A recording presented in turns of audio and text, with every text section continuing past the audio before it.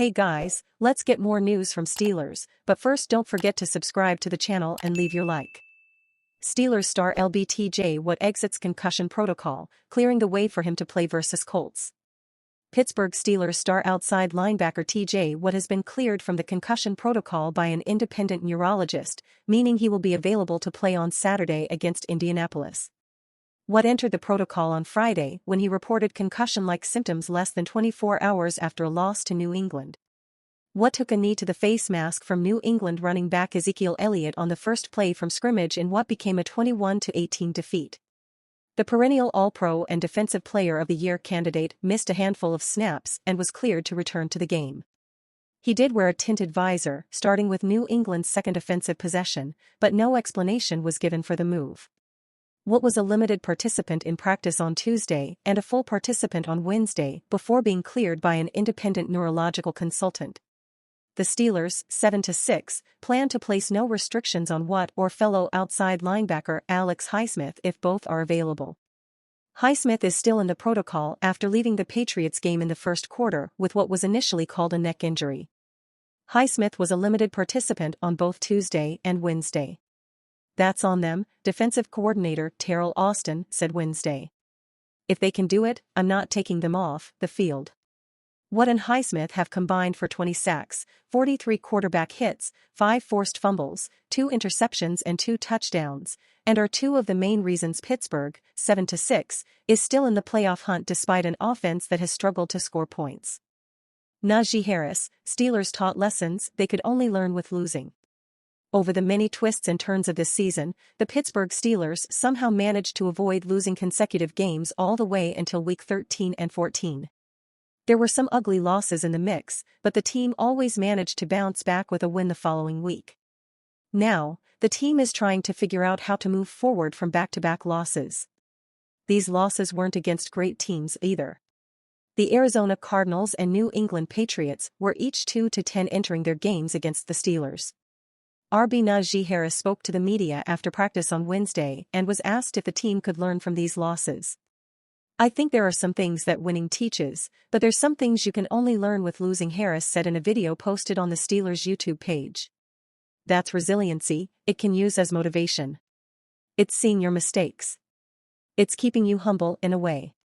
This is also just a few weeks after the firing of offensive coordinator Matt Canada midseason. The team was riding a high after putting up their first 400-yard performance in years against the Cincinnati Bengals the first week without Canada and then immediately took not one, but 2 gut punches in a matter of 5 days. If there was ever a time to reflect and look inward in an attempt to right the ship, that time is now.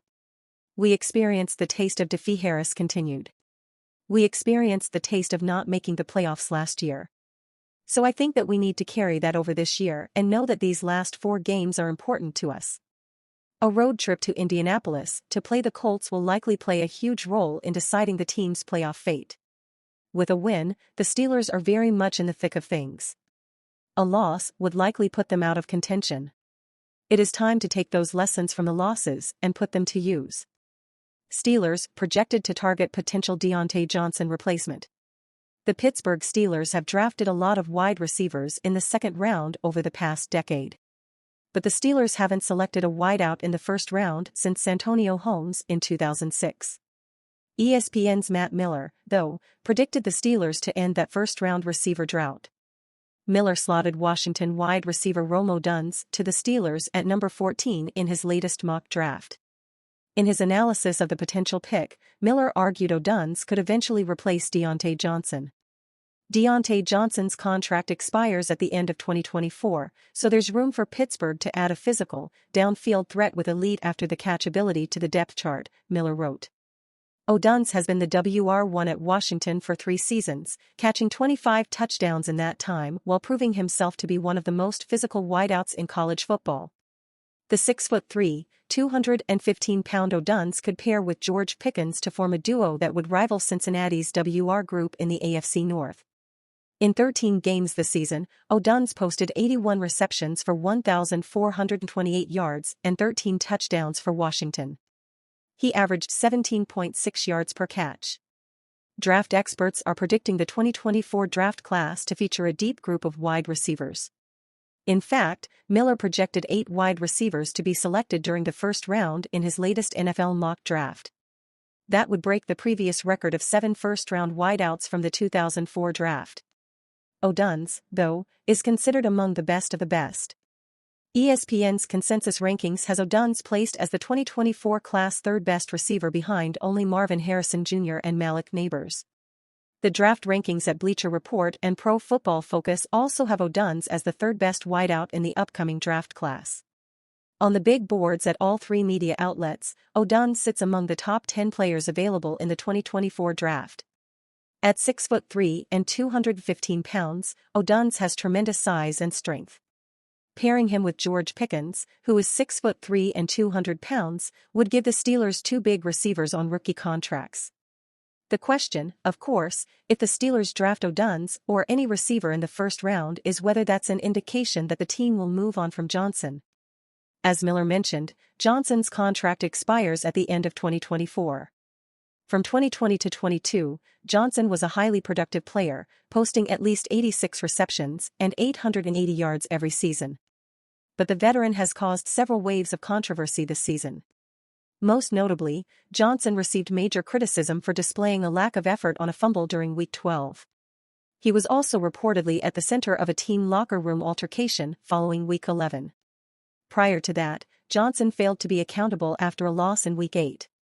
Instead of lamenting his own drop on the first play from scrimmage, he blamed officials for the defeat. With all those controversies, Miller isn't the first mock draft expert to suggest the Steelers could use the draft to replace Johnson. The way things are going with Diontae Johnson, his time in Pittsburgh might be limited, The Athletic's Dan Brugler wrote on November 29. The Steelers have as good a track record drafting receivers outside the first round as anyone, but it would be tough to pass on Thomas, who has outstanding size, 6'4", 205, speed and tracking skills. Johnson may need to help lead the Steelers out of their recent slump and post big numbers with backup quarterback Mitch Trubisky down the stretch to earn another contract in Pittsburgh. And you fan, what do you think of the Diontae Johnson situation? Leave your opinion in the comments.